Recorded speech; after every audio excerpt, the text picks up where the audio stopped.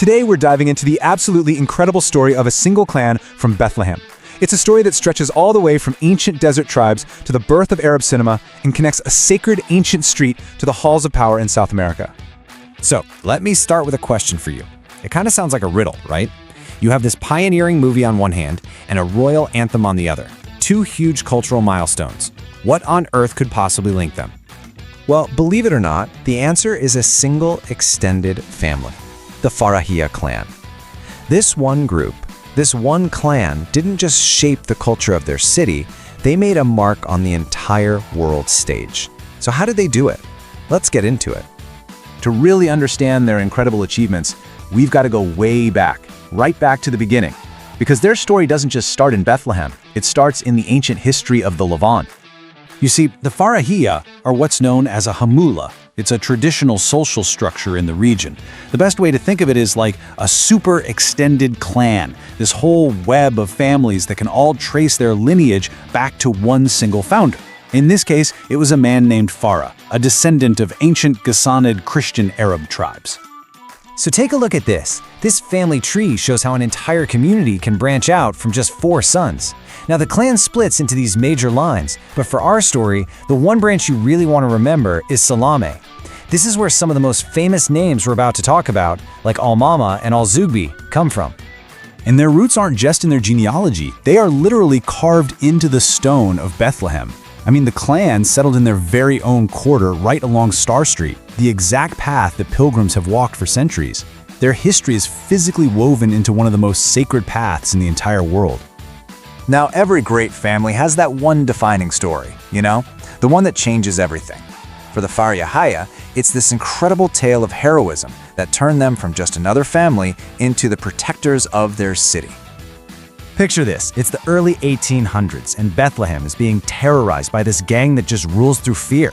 But, you know, oppression often creates heroes. And in this case, the hero was a man from that Al-Amma family we just saw. His name was Yusuf. So Yusuf didn't just fight back, he led a full-on uprising. He actually united the people, and in this final dramatic showdown, he personally defeated the gang's leader.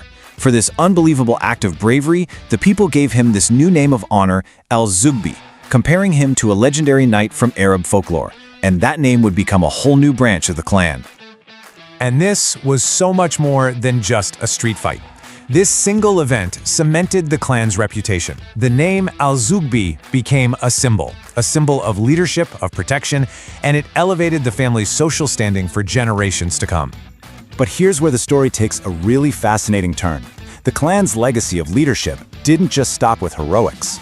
That same drive, that same social standing, soon pivoted from protecting their city to defining its culture in ways nobody could have seen coming. I mean, the creative genius here is just staggering.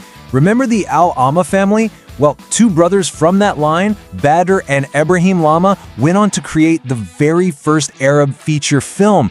They pioneered an entire art form, and their relative, Augustin Lama, he became such a celebrated composer that he was chosen to compose the royal anthem for the entire nation of Jordan. And it wasn't just modern art.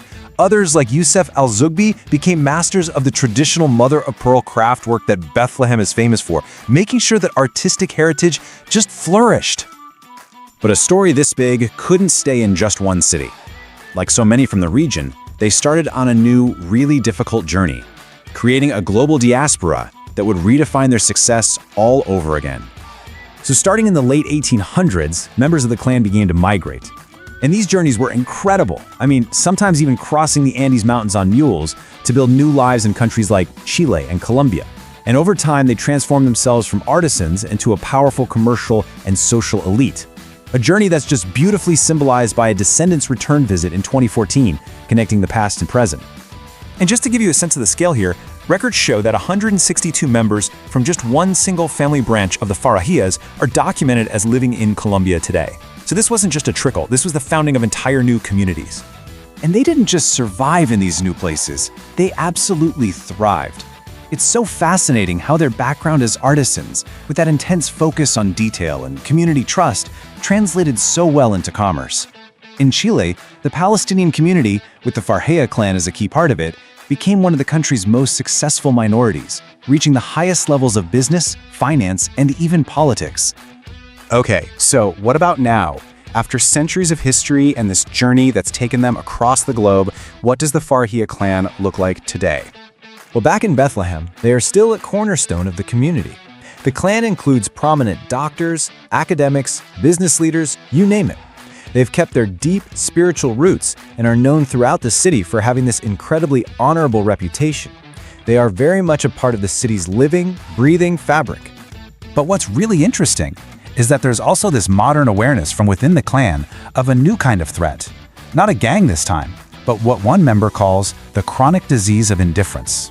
And this is a really powerful call to action from inside the family to strengthen their bonds and make sure their legacy of unity continues in this crazy, fast-changing world. And when you really step back and look at the whole picture, that's the magic of their story, isn't it? The Farahiyya clan represents this remarkable dual success. They are so deeply rooted in ancient traditions, while at the same time, they're out there pioneering modern art and succeeding at the highest levels of global business. Which leaves us with this final, really powerful question. The story of the Farahiyya isn't just about the past, it's an ongoing journey. And their struggle and their success, it all offers this fascinating look into one of the biggest challenges of our time.